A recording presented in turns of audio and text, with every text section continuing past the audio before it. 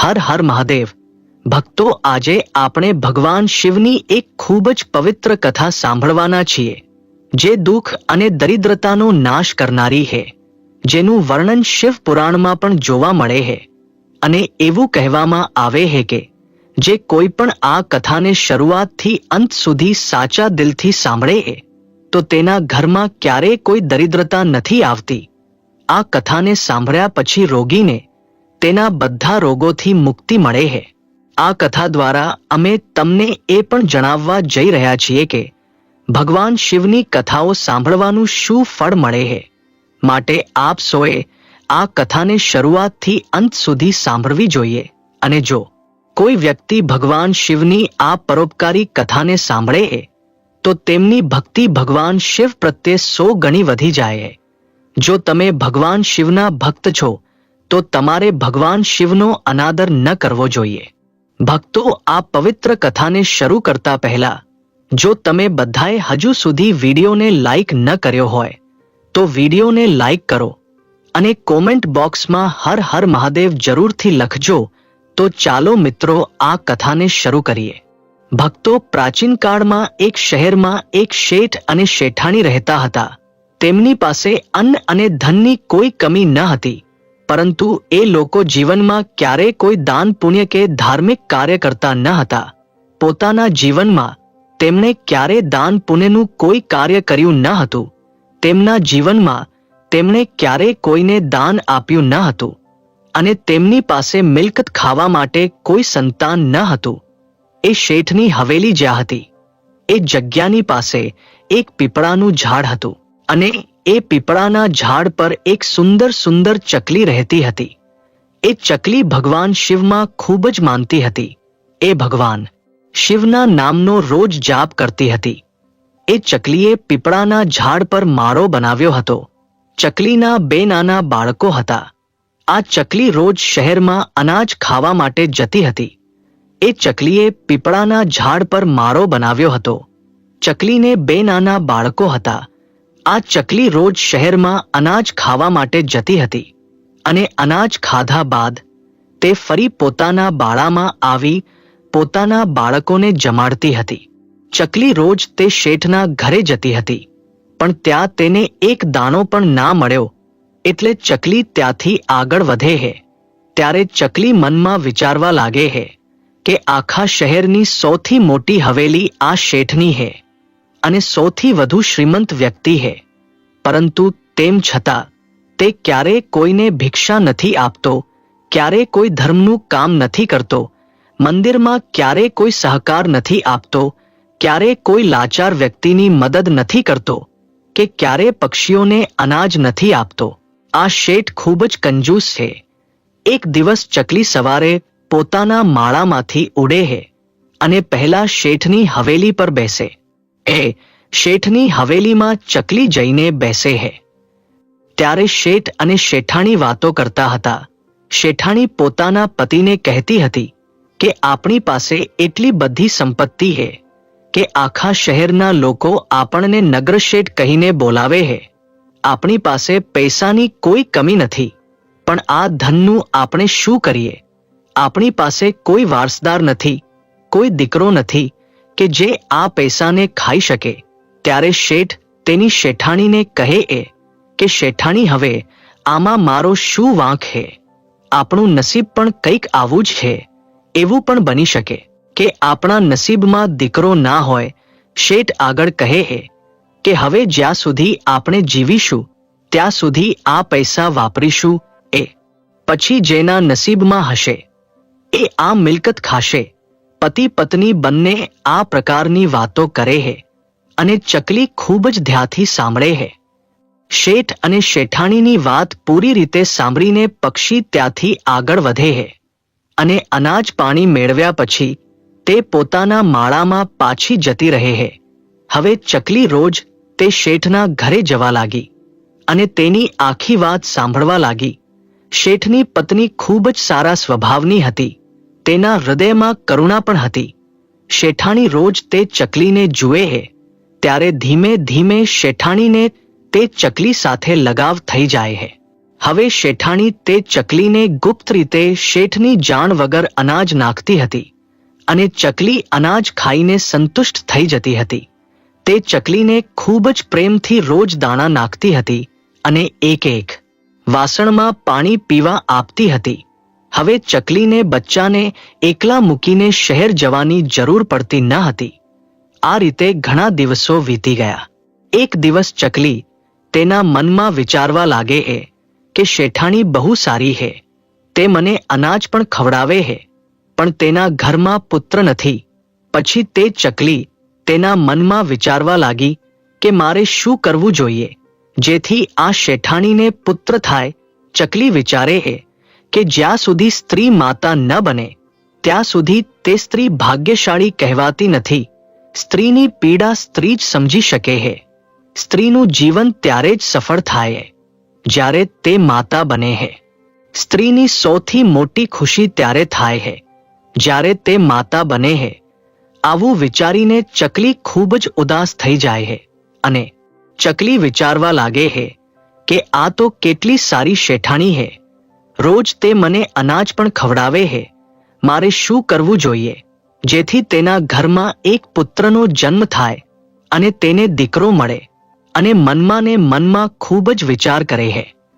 એક દિવસ તેના મનમાં વિચાર આવે કે હું ભગવાન મહાદેવ પાસે કૈલાશ પર્વત પર જાઉં અને આ શેઠ શેઠાણી માટે તેમને પુત્ર મળે તે માટે આજીજી કરો.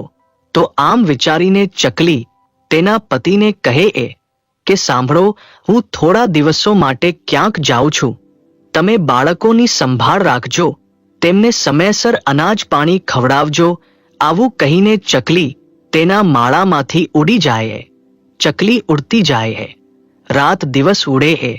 સખત મહેનત કરે.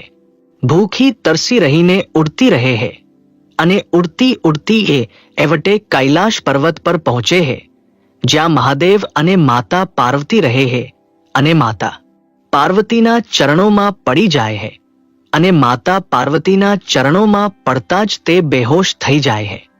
માત પાર્વતી આ ચકલીને હાથમાં ઉપાડે અને ચકલીને ભાનમાં લાવે. તે ચકલીને કહે કે તું ક્યાંથી આવી હે દીકરી, તું બહુ પરેશાન દેખાય હે. પછી ચકલીમાં પાર્વતીને કહે મૈયા, હું ખૂબ જ દુઃખી છું અને હું ઘણે જ દૂરથી આવી છું. હું મારા દુઃખથી દુઃખી નથી, હું બીજાના દુઃખ માટે ખૂબ જ દુઃખી છું. ત્યારે માતા પાર્વતી કહે કે હે દીકરી, તું મને સ્પષ્ટ કહે કે શું વાત છે, મને ખુલીને કહે.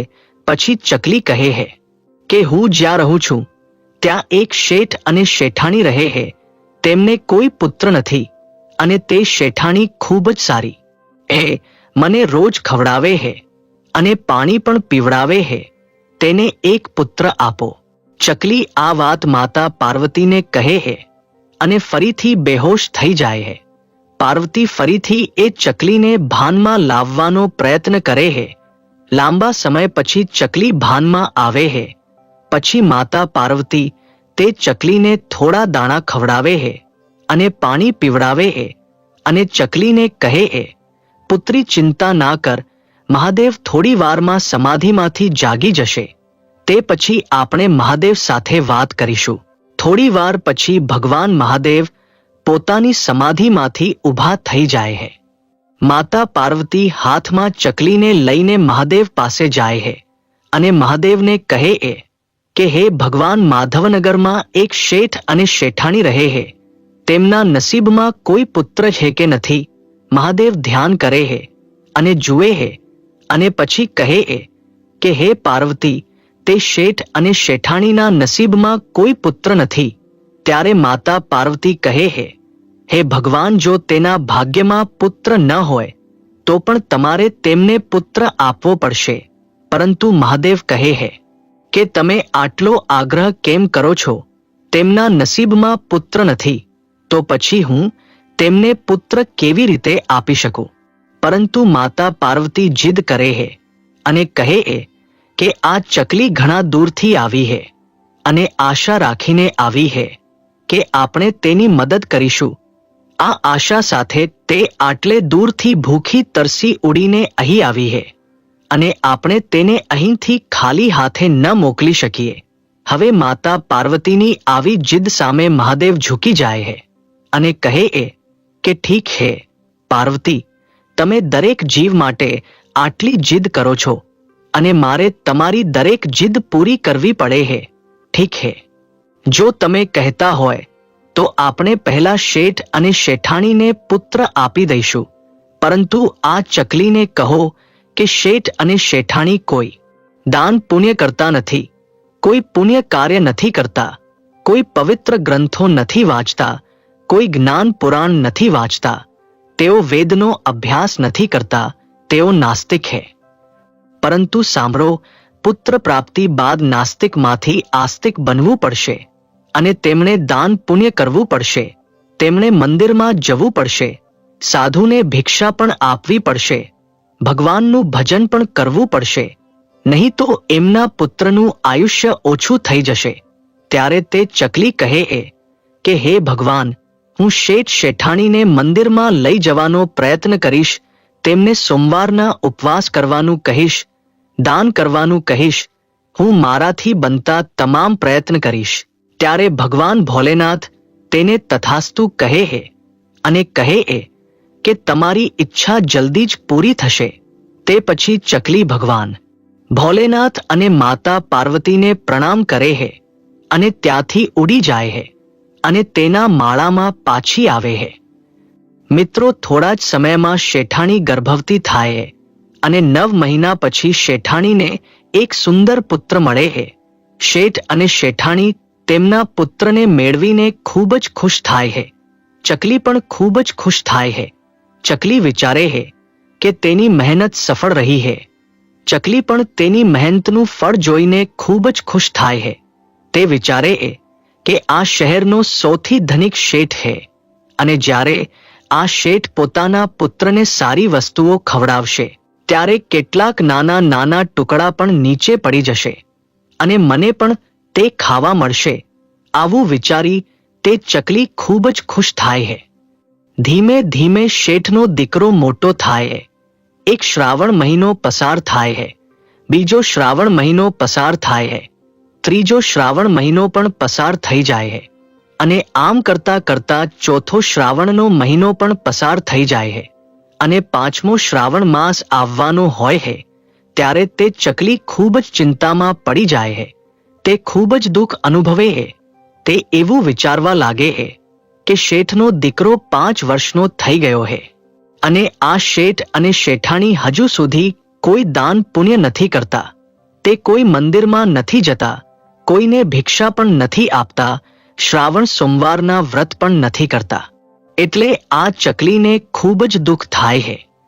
તે બંને કોઈ પુણ્ય કાર્ય નથી કરતા એમ વિચારીને ચકલી ખૂબ જ ઉદાસ થઈ જાય છે. ચકલી વિચારવા લાગે છે કે જો આ લોકો દાન આપવાનું શરૂ નહીં કરે તો ભગવાન શિવના કહ્યા અનુસાર તેમનો પુત્ર ટૂંક સમયમાં મૃત્યુ પામશે.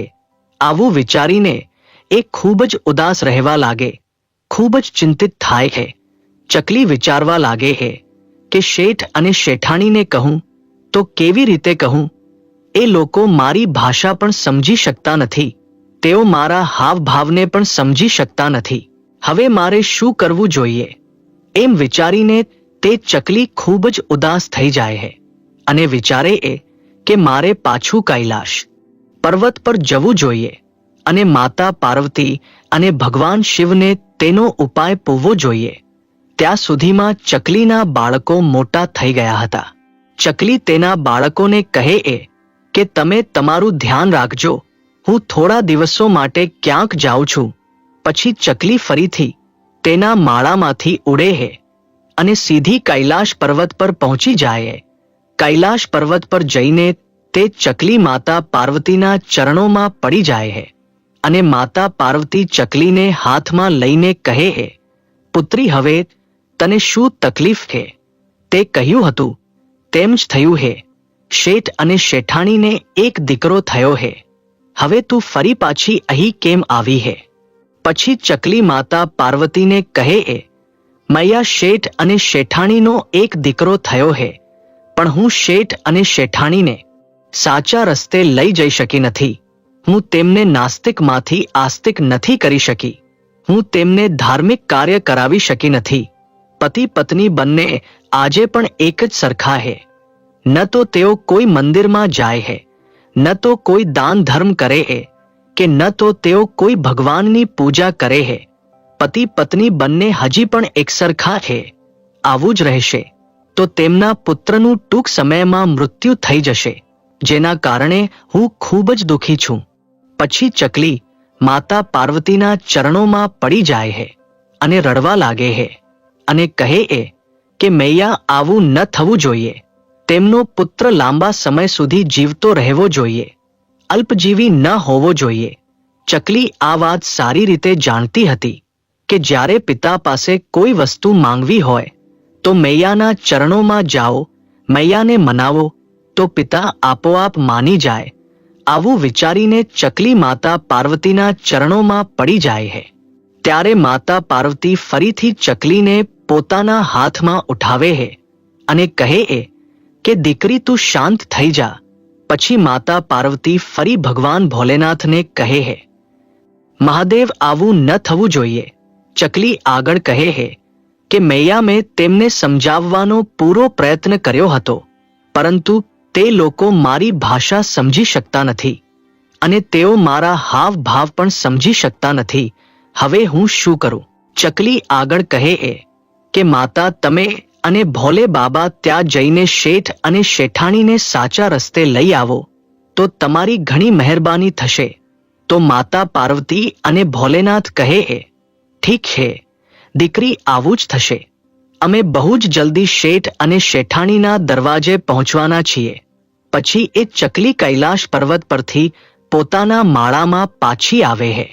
થોડા દિવસ પછી મહાદેવ અને પાર્વતી સાધુ અને સાધ્વીનું રૂપ ધારણ કરીને પહેલા શેઠ અને શેઠાણીના દ્વારે આવે છે અને શેઠાણીને કહે એ કે મૈયા, અમને ખૂબ જ ભૂખ લાગી છે. તમે અમને ભોજન કરાવો, અમને ખવડાવો, નહીં તો અમે તમને શાપ આપીશું અને તમે બરબાદ થઈ જશો.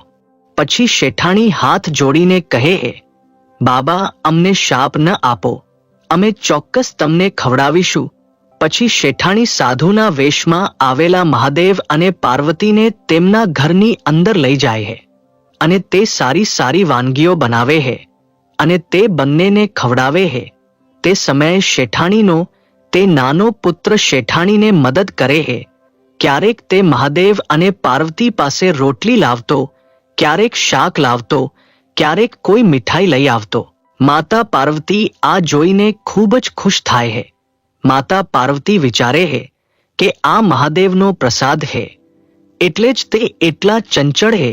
જ્યારે શેઠાણી સાધુના વેશમાં આવતા માતા પાર્વતી અને ભગવાન ભોલેનાથને ભોજન કરાવી દે છે, એ પછી મહાદેવ અને પાર્વતી એના ઘરની બહાર જવા લાગે છે. ત્યારે શેઠ અને શેઠાણી બંને આવીને હાથ જોડીને કહે એ કે બાબા, અમારી સેવામાં કોઈ ભૂલ થઈ હોય તો અમને માફ કરી દો, પણ શ્રાપ ન આપશો. તો મહાદેવ કહે એ કે શેઠ શેઠાણી, ધ્યાનથી સાંભળો, તમે ઘણી ભૂલો કરી છે અને તમે ભૂલો કરતા જ રહો છો. જો તમે આમ જ કરશો તો તમારો દીકરો એક મોટી મુશ્કેલીમાં મુકાઈ જશે અને તમારો દીકરો ટૂંક સમયમાં જ આ દુનિયા છોડી દેશે. પછી શેઠ અને શેઠાણી સાધુના વેશમાં આવેલા ભોલેનાથના ચરણોમાં પડી જાય છે અને કહે એ કે બાબા, અમને કોઈ ઉપાય કહો. હવે અમે શું કરી શકીએ? અમને વૃદ્ધાવસ્થામાં એક દીકરો મળ્યો છે અને અમે આ પુત્રને ગુમાવવા નથી માંગતા. ત્યારે ભગવાન કહે એ કે ધ્યાનથી સાંભળો, આજ પછી જો કોઈ તમારા દરવાજે આવે છે તો તે ખાલી હાથે ન જવું જોઈએ. તેને દાન કરો, લોકોની મદદ કરો, જીવતા જીવોને મદદ કરો અને શ્રાવણ મહિનાના સોમવારના પવિત્ર દિવસે વ્રત કરો. ભગવાનની સાચા મનથી પૂજા કરો. મહાદેવ આટલું કહે છે. તે પછી પતિ પત્ની બંને હાથ જોડીને મહાદેવના ચરણોમાં પડી જાય છે અને કહે એ કે બાબા, અમે એમ જ કરીશું. હવે અમે આ શ્રાવણ માસથી જ સોમવારના વ્રત અને ઉપવાસ કરીશું, દાન પુણ્ય કરીશું. પછી મહાદેવ શેઠ અને શેઠાણીને કહે એ તમારા ઘરમાં રમી રહેલો આ પુત્ર તમારા કર્મોના કારણે મળ્યો નથી. તમારા નસીબમાં પુત્ર ન હતો. આ એક ચકલીની ભેટ છે, જે અહીંથી કૈલાશ પર્વત પર ઉડીને ગઈ હતી અને કૈલાશ પર્વત પર ગયા પછી મહાદેવ અને પાર્વતીને વિનંતી કરી હતી અને તમારા માટે પુત્રમાં માંગ્યો હતો. આ તેમની વિનંતીનું પરિણામ છે કે આજે એક નાનો દીકરો તમારા ઘરમાં રમી રહ્યો છે. તો તે શેઠ અને શેઠાણી કહે છે, બાબા તે ચકલી કઈ છે. પછી તે ચકલી ત્યાં આવે છે અને મહાદેવ અને પાર્વતીને પ્રણામ કરે છે. પછી એ સાધુ બનેલા માતા પાર્વતી અને ભગવાન ભોલેનાથ શેઠ અને શેઠાણીના ઘરેથી નીકળી જાય. મિત્રો, આ દિવસ શ્રાવણ મહિનાના સોમવારે હતો, જે દિવસે મહાદેવ અને પાર્વતી શેઠ અને શેઠાણીના ઘરે આવ્યા હતા.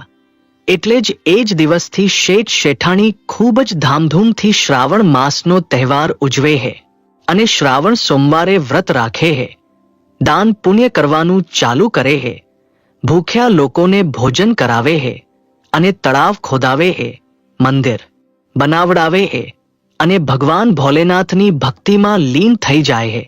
અને ચકલી પણ વ્રત કરે છે. એક વર્ષ વીતી જાય છે અને બીજા વર્ષે શ્રાવણના પહેલા સોમવારે શેઠ શેઠાણીની ભક્તિથી પ્રસન્ન થઈને મહાદેવ અને પાર્વતી શેઠ અને શેઠાણીના ઘરે પોતાનું પૂર્ણ સ્વરૂપ ધારણ કરે છે. શેઠ અને શેઠાણીને દર્શન આપે છે. તેમને જોઈને શેઠ શેઠાણી તેમને દંડવટ પ્રણામ કરે છે. શેઠ શેઠાણીનું વ્રત સફળ થાય છે અને પક્ષીનું વ્રત પણ સફળ થાય છે. ભગવાન ભોલેનાથ અને માતા પાર્વતી તેમને હંમેશા ખુશ રહેવાના આશીર્વાદ આપીને અંતર્ધ્યાન થઈ જાય છે અને બધા ખુશીઓ સાથે રહેવા લાગે છે. તેમનું શ્રાવણ મહિનાનું વ્રત સફળ થાય છે. ભક્તો, સોમવારનું વ્રત કરનારાઓને મહાદેવની કૃપા હંમેશા પ્રાપ્ત થાય છે. જેવા શેઠ શેઠાણી અને ચકલીના દિવસો આવ્યા, એવા સોના દિવસો આવજો. તો મિત્રો, તમને આ કથા કેવી લાગી? અમને કોમેન્ટ બોક્સમાં જરૂરથી જણાવજો. જો તમને આ વિડીયો પસંદ આવ્યો હોય તો વિડીયોને લાઈક અને શેર જરૂરથી કરજો અને કોમેન્ટ બોક્સમાં હર હર મહાદેવ જરૂરથી લખજો. સાથે ગુજરાતી ટેલ્સ ચેનલને સબસ્ક્રાઇબ કરીને બાજુમાં આપેલા બેલ આઇકનને પ્રેસ કરી ઓલ ઉપર સેટ કરી દેજો. બોલો હર હર મહાદેવ.